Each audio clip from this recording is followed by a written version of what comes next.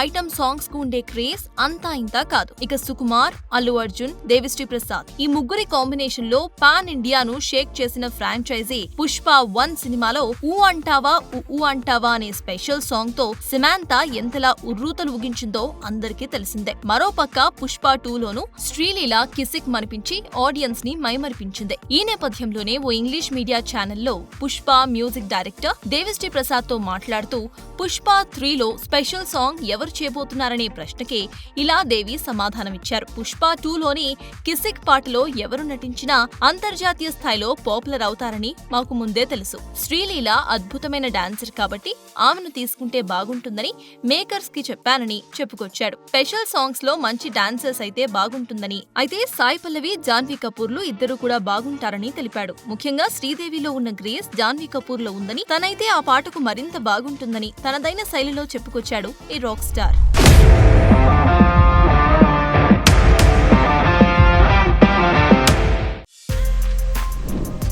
For more videos like this, subscribe Big TV channel.